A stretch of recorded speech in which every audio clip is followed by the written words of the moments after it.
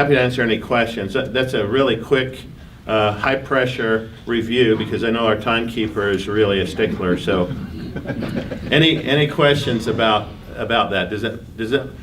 Is there anybody who would say it's not right for every school district, based on the tax effort made by their taxpayers, the same rate, that they should all get equal number of dollars per student? Is there somebody who argues that, no, we think that Park City should have $1,500 per student and Alpine gets only $7,000? No, $15,000 versus $7,000 per student. Does anybody say that that inequity is something we should fight for?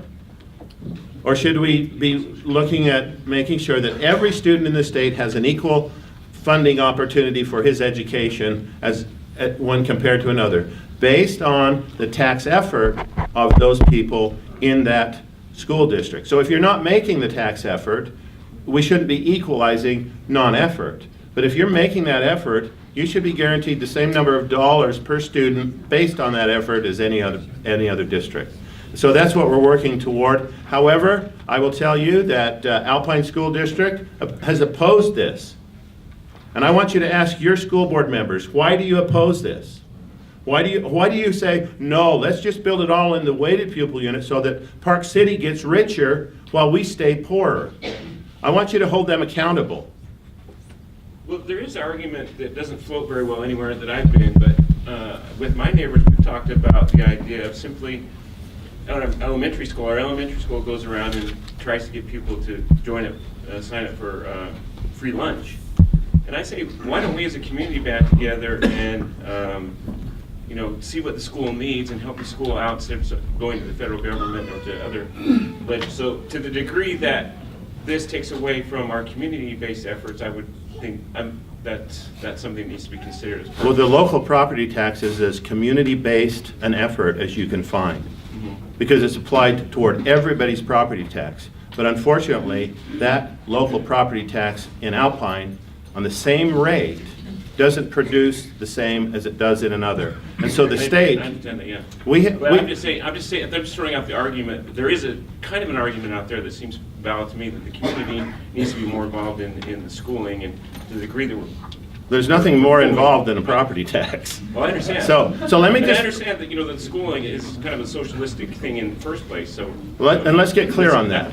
When we became a state in 1896, we agreed that in order to become a state, we would have a socialistic education system. We also agreed it was going to be free, and it's totally not. We agreed we would have a statewide socialistic education system. Right. And said there's something far worse than socialism? Far, far worse than socialism? That's inequitable socialism.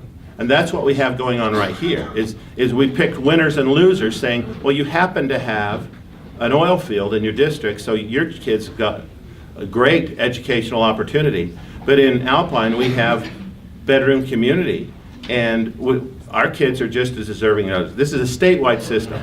I just think you solve it by going back to the Constitution and saying it needs to be free across the board. I think that's what we should be working for ultimately. Oh, and you're saying it's not free because of fees? Mm-hmm. Fees Okay. and property taxes. Senator, there's a question.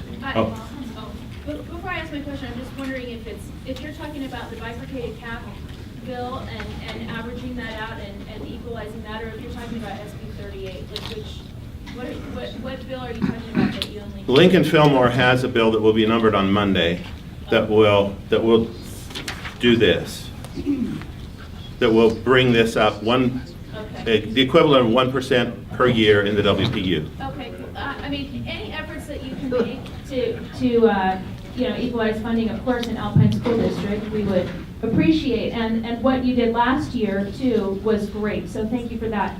As far as, funding equalization, too, I just want to make note about the bifurcated cap bill that's there, too, HB something. I don't remember the number, but some district 272 can, some districts can tax at a certain level and other districts can tax at a lower level, and kind of average